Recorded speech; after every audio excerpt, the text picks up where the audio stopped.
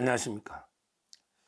이재명의 그 위정교사 특집 3부작 1부에서는 제가 이제 그 위정교사의 그 김진성하고 이재명 녹취록, 이거는 이제 그 운명의 장난이다. 어떻게 그 의도적으로 녹음을 하려고 다 한 게 아니고 4개 중에 하나는 녹음을 했지만 3개는 이제 그 소리 볼륨 올리려고 뭐 이게 누르다가 잘못 눌러져서 녹음이 됐다. 그게 그 언뜻 생각하면 이게 그 기계 잘 다루는 사람들이 이해가 안 돼도요. 뭐 이게 중요한 분하고 통화하다 보면요, 좀 이게 긴장하고 뭐 하다 보면 이게 잘못 턱 눌러줄 수가 있는 거예요. 뭐 소리도 막 올리려고 하면서 이게 앞에 이렇게 잘못 터치되면 녹음이 될 수도 있는 겁니다. 그 특히 그 저처럼 큰 명들은 그런 게 많은데, 저도 이게 뭣도 모르고 녹음이 딱 눌러지는 경우, 저는 녹음하는 방법을 모르거든요. 녹음하는 방법을. 그래서 일부에서는 이제 그 녹음 자체가 완전히 운명의 여신의 장난으로 이게 뭐 이게 역사를 바꾸는 거죠, 우연히. 그 다음에 2부에서는요, 이게 왜 중요하냐면 형량이 뭐 아주 높다, 이재명의 범죄 중에 그건 아니에요. 이재명의 범죄 중에 뭐 대장동이나 대북 송금이나 형량이 FC나 뇌물 형량이 엄청나게 높은 게 많잖아요. 근데 그 선거법하고 위정교사가 왜 중요하냐? 바로 이게 그 빨리 끝날 수 있기 때문에 중요한 겁니다. 이게 그 시간이 속도. 왜냐하면 이게 아무리 뭐 무거운 죄라도 이게 이재명이가 대통령 후에까지 결과가 안 나오면 큰 의미가 없잖아요. 일단 이게 이재명이가 대통령 되는 걸 막는 게 목적인데, 근데 그 선거법이나 위정교사처럼 형량이 상대적으로 낮아도 확실하게 그 대법원 판결이 대선 전에 넣어버리면 이재명을 정치적으로 때려잡는 데는 이것만은 이게 확실한 게 없잖아요. 꼭 이게 뭐 비유컨대 우리 뭐 엄청난 미사일들 있잖아. 뭐 엄청난 게 그 B-29 폭격기가 막 폭격할 때 뭐 엄청난 게 폭격도 이재명한테 필요하지만요, 이재명을 확실하게 죽이려면 그 소총 한 발만 해도, 정확하게 권총 한 발만 해도 이게 확실하게 죽일 수 있는 거거든요. 그러니까 제 말은 이게 그 굳이 뭐 대북 송금이나 대장동이나 FC나 이게 엄청난 죄로 이재명을 때려잡는 것도 있지만 가장 확실한 소총 탄환 하나만 있으면 이게 이재명을 사법적으로, 비유컨대 사법적으로 잡을 수가 있는 거거든요. 그래서 이게 그 선거법이나 위정교사가 중요하다 이 말인데, 그러면 이게 위정교사가 이렇게 분리돼 가지고 선고되는 이 과정도 보면 이게 또 운명의 여신이 작동하고 있다. 일부에서 이제 그 녹음 과정이 저 운명, 우연히 많이 작용했다는데, 이것도 이게 그 위정교사가 이렇게 분리해서 심리되고 그다음에 그 선고되는 이 과정도 상당히 그 드라마틱하다 이렇게 봅니다. 이게 이렇게 안 됐으면요, 지금도 대장동, 백현동, 위례 FC 재판에 붙어 있으면요, 세월아 내월아 끝이 안 나잖아요. 요 과정을요, 제가 상세하게 그 한번 2부에서 설명드리면, 이게 이제 이재명 그 구속이 1단계, 2단계로 나눠봐야 되거든요. 이재명을 이게 구속할 때 1단계가 이제 그 대장동하고요, 그 다음에 그 위례, 그 다음에 그 성남 FC였어요.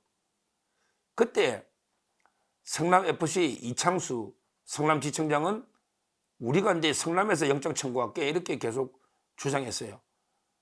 근데 그때 그 이원석 총장과 송경호 중앙지검장 수뇌부는 야, 그러지 말고 이게 그 FC를 서울로 보내라. 서울에서 이제 FC하고 대장동 위례 묶어가지고 영장 치고 묶어서 이게 그 재판하겠다. 억지로 이게 보내라는 거예요. 그때 이창수 지청장이 그 엄청나게 억울해하고 한탄을 했다.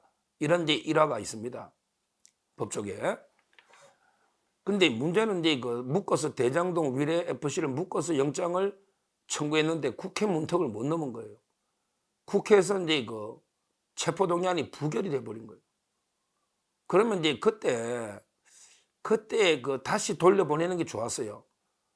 그때 그냥 대장동 위례는 이제 그 서울에 두고 FC는 이게 성남으로 다시 돌려보내서 각자 재판 진행하는 게 훨씬 좋았어요. 신속하게 끝나고. 근데 그걸 하나로 이게 기소를 해가지고 서울에 지금 이게 공소장이 하나라고 합니다. 이 분리가 어려워요. 지금 검찰에서 분리 선고해달라고 하는데 그건 판사의 재량이고, 근데 공소장에 대장동 위례 FC가 하나의 공장으로 가 있으니 이게 쪼갤 수가 없잖아. 쪼개기가 어렵단 말이야. 이게 공장을 쪼갤 수는 없거든. 공장을 찢어 쪼갤 수도 없고. 이게 패착이에요. 이원석 총장과 송경호 그때. 영장까지는 같이 치도 좋았단 말이야. 그럼 이게 그때 영장이 기각될 때 다시 이게 분리했어야 되거든. 근데 그걸 묶어서 하나의 공소장에 세 개를 다 기소하니 지금 쪼갤 수가 없잖아. 물론 이제 판사는 뭐 공장이 그래도 판사는 분리 선고할 수 있으니까. 그러니까 지금 이게 분리 선고는 요구할 수 있는데 이게 쪼개가지고 다시 성남으로 보내라. 이게 쉽지 않다는 거예요. 왜? 공장이 하나니까. 이게 좀 문제예요. 검찰에. 자, 그 다음 두 번째 어떻게 됐어요? 그 다음에 그 두 번째 다시 이제 이재명을 영장을 치는데 그때는 이제 그 백현동하고 그 다음에 그 위례하고 그 다음에 대북 송금으로 갑니다. 대북 송금, 백현동, 그 다음에 그 위정교사죠. 그러니까 위정교사, 백현동, 대북 송금 이 세 개로 이게 그 두 번째 이재명 영장을 청구하는데 이때는 다 아시다시피 국회에서 체포동의안이 통과됐는데 근데 유창훈 판사가 영장을 기각시킵니다. 근데 그 다음에 이제 검찰의 태도가 좋았어요. 이제 첫 번째 실패를 교훈 삼아서 이번에는 이게 그 세 개 묶어서 공소를 안 하고요. 검찰에서 어떻게 했냐면 대북 송금은 이제 그 수원으로 다시 돌려보내요. 그거 잘한 거예요. 수원지검에 돌려보내서 수원에서 재판하는 거예요. 그 다음에 그 백현동만 대장동에 병합해달라고 백현동을 제일 먼저 기소를 해요.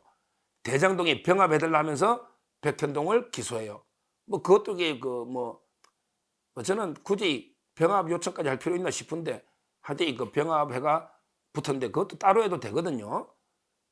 근데 그때 중요한 게 위정교사는 백현동을 기소한 다음에 같이 기소를 안 한 거예요. 10일 정도 있다가 따로 이게 위정교사만 따로 기소한 거예요. 이게 첫째 분리 심리하게 된 첫째는 검찰이 이거는 잘한 거예요. 왜냐하면 이게 1차 때는 세 개를 공장 하나에 묶어서 기소하니까 방법이 없잖아. 근데 2차 때는 대북 송금은 수원 보내고 그다음에 백현동을 먼저 기소하고 10일쯤 있다가 따로 별도로 위정교사를 별도로 기소하니까 이제 그 분리될 가능성이 좀 생겼던 거예요. 그래서 현재 그 분리 지금 오늘 선고하는데 월요일날 일단 1차적으로는 검찰이 판단을 잘했다. 이렇게 판단을 저는 평가를 합니다. 자, 그 다음에 2단계, 그 다음 이제 중요합니다. 검찰에서 이제 그 위정교사를 기소를 하니까 이 법원에서 볼 때 그때 법원장이 중앙법원장이 김정중이잖아. 지금도 김정중이죠. 법원에서 볼 때 위정교사 사건이 왔는데 이재명이가 이제 대장동이나 백현동이나 FC나 다른 게 이재명 사건이 조항이 있잖아. 이렇게 보통 어떤 사람에 대해서 공소를 했는데 그 사람이 다른 범죄가 있을 때는요. 원래는 우선해서 그 병합시켜 주는 게 원칙입니다. 우선 병합시켜 주는 게 원칙이에요. 그러니까 김정중의 입장에서는 이재명의 위정기소가 오니까 기존의 김동연 재판부가 대장동을 하고 있으니 거기에 보내주는 겁니다. 그 프로에게 그 추첨한 게 아니다 이 말이에요.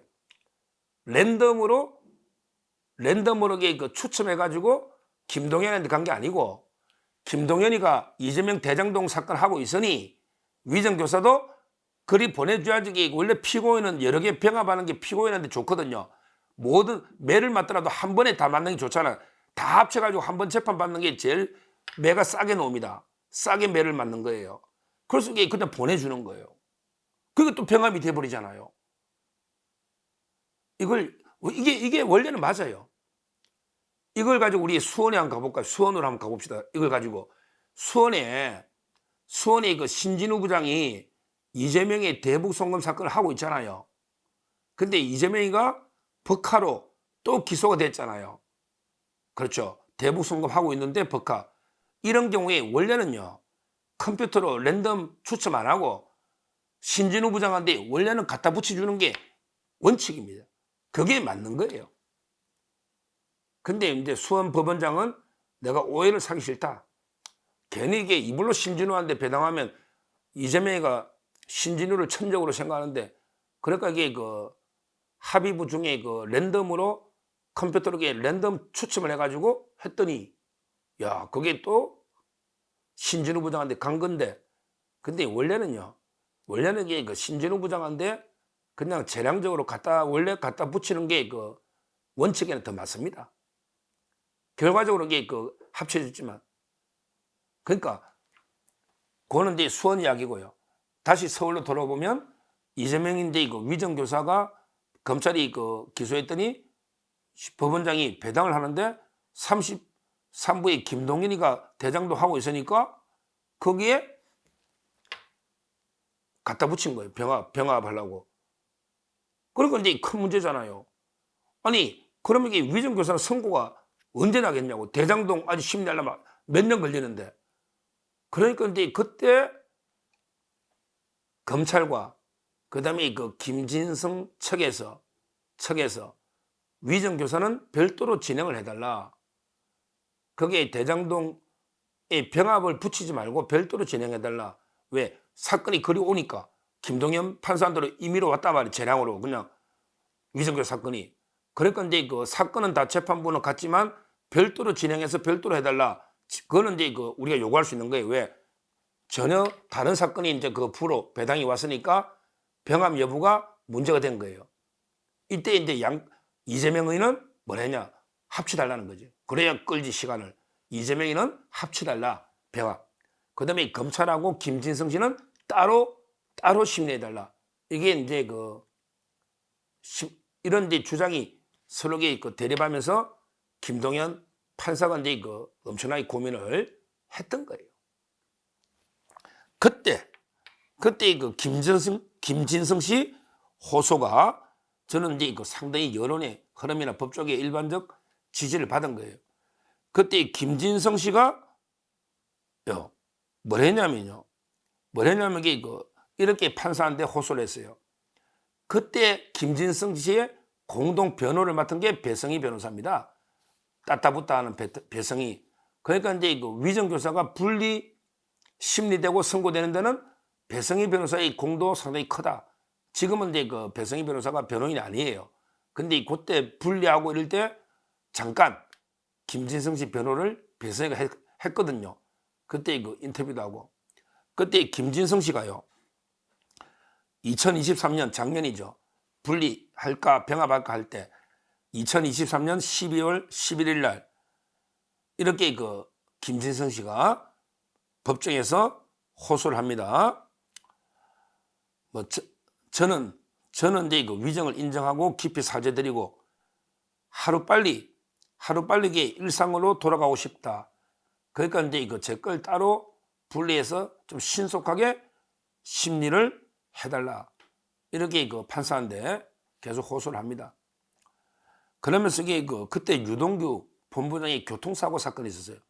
그때 왜 길 가다가 교통사고 화물차 막 이게 우연이냐 아니냐 뭐 이런 음모론 이런 게 있었잖아요. 이걸 이게 접하면서 김진성 씨도 상당히 두려움을 많이 느꼈다. 이렇게 이야기합니다. 그래서 이제 올해 2024년 올해 1월 22일 김진성이가 배성희 변호사를 통해서 신변 위협을 이유로 이재명의 퇴정을 요구하는 의견서를 제출합니다. 그러니까 판사한테 내가 정언하고 내가 재판할 때 이재명이 좀 퇴정시켜달라. 불안해서 이재명이 앞에는 정언 진술 못하겠다. 이렇게 배성희 변호사가 의견서를 제출합니다. 이 의견서에서 김진성 씨는 뭐라느냐? 가족들과 함께 오랜 기간 성남에서 거주하며 회사 운영도 하고 있는데 이재명 대표가 그동안 성남시장 및 경기도지사까지 해서 지역사회에 영향력이 남아있다. 그런 거기에 이재명 대표뿐 아니라 이 대표 캠프에서 활동했던 사람들과도 인연이 있어 진술에 어려움이 있다. 가족들, 특히 자녀들의 경우에는 지역사회에서 생활하기 어려울 정도로 심리적 압박감이 크다. 자녀들이 아빠 제발 빨리 끝내면 안 돼? 괜히 자극해서 우리만 큰일 나는 거 아니야? 이러면서 그 고통을 호소하게 됐다. 야, 김문기 씨도 가족들이 참 이게 힘들지만 김진성 씨도 가족들이 얼마나 힘들겠어요. 도처에 그 조폭들이 덕실덕실하고 이재명 때문에 성남에 살아가야 되니까 이렇게 그래서 이재명 일을 좀 퇴정시켜 달라.